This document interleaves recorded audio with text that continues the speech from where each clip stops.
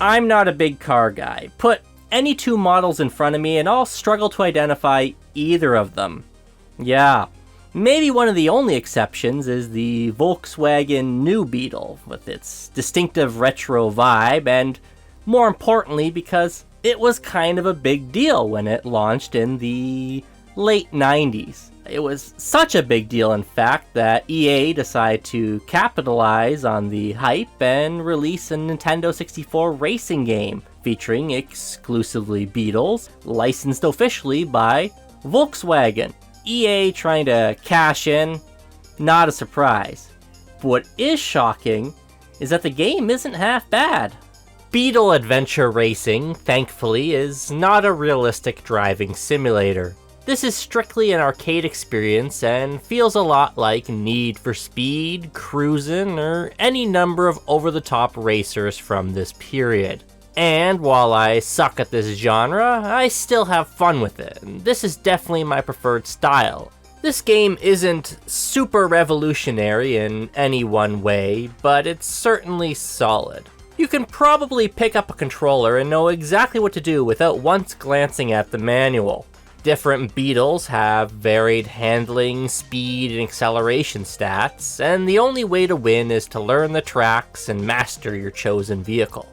Despite the game's zany tone, you don't have access to any power-ups or weapons to compensate for poor driving.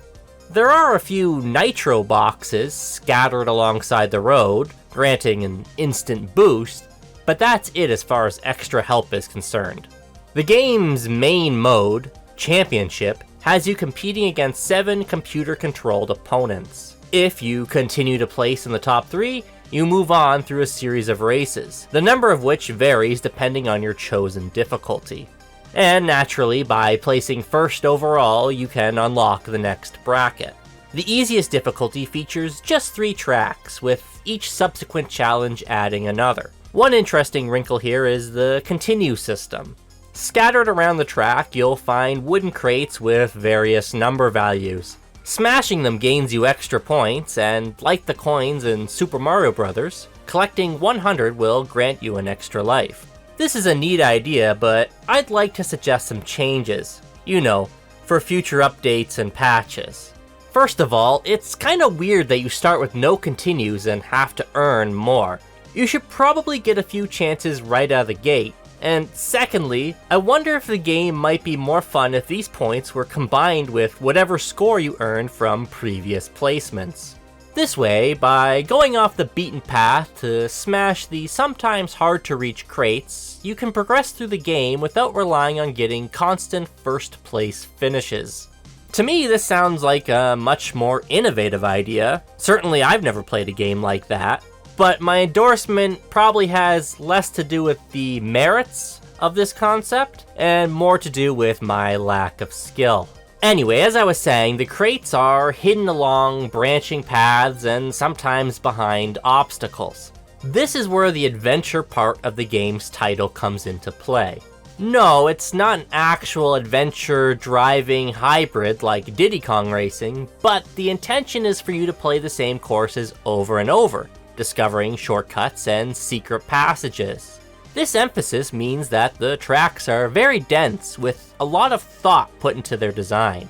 All of the attention to detail is what makes them so much fun, but it's probably also the reason why there are only 6 of them. This is a disappointment and maybe the biggest blow against the game.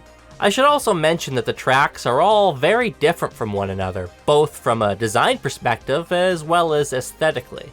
After 2 pretty straightforward introductory races, the medium and hard difficulty editions introduce plenty of tricky turns and dangerous jumps. And again, while the first 2 tracks are pretty tame as far as their environments are concerned, you'll soon find yourself racing through Jurassic Park, ancient temples, and a haunted forest. Each of these was a pleasant surprise, which is preferable to racing in a bunch of real-world locations. With something like this, the discovery factor is very rich. You'll never know what you'll find around the next corner. As an added bonus, the graphics are pretty good too. I like how the blurry, compressed textures used for the backgrounds create a bit of a depth of field look. The Haunted Forest track in particular really stuck out visually. For a while it was dark and drab, but when you get out into the open and see that gorgeous sunset sky, the silhouetted trees and windmills, and the neighborhood lit by streetlights, there's a very nice Halloween-y late autumn vibe going on. Also, I really like how the metallic surfaces of the vehicles shimmer and react to different light sources. It's not impressive by modern Forza standards, but for the Nintendo 64, this is pretty good. Hey, you know what else Beetle Adventure Racing has? A cheat menu. Honestly, it's kind of a lost art at this point, which is a real shame. This menu in particular, with its mix of gameplay advantages and crazy just-for-fun options, really highlights how entertaining a good cheat menu can be. My favorite one is the option to turn the skybox into a wacky disco light show. But just make sure to keep it turned off if you're, sensitive to flashing lights. What's not so fun, however, is trying to unlock these cheats. It's not just a matter of entering a code from the internet. No siree. What you need to do is find and smash special flower boxes hidden throughout the tracks. On paper, this is cool and works into the whole adventure angle the title is pushing. But in execution, the developers kind of dropped the ball. The problem is, the boxes don't show up in time trials or multiplayer or any other mode where you could explore at your leisure. But maybe I'm overthinking this, it's really just a nitpick.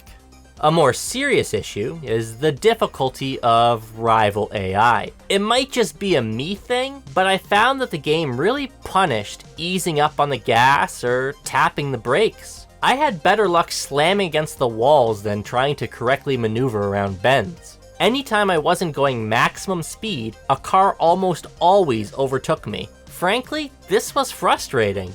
Your experience may differ, but that probably just means you're better at these games than me. What's really funny is that there's a button to reset yourself back on the track. You can press it at any time, even the second you get the slightest bit turned around, and it seems less punishing than braking. This is just a really weird feature to include. Like, it's handy, but I wonder why the developers thought it was necessary to give you the ability to reset your way out of any situation instantaneously. Heck, you can even use it to leave the starting line faster. Beetle Adventure Racing is something I first read about in Nintendo Power. Yeah. At the time, their reviewers were pretty positive, and flipping through the article I thought, hey, I'll keep it in mind. And I'm glad I finally played it. It's pretty good and I highly recommend it. Now, you don't have to rush out and play it right now. Just don't wait 20 years.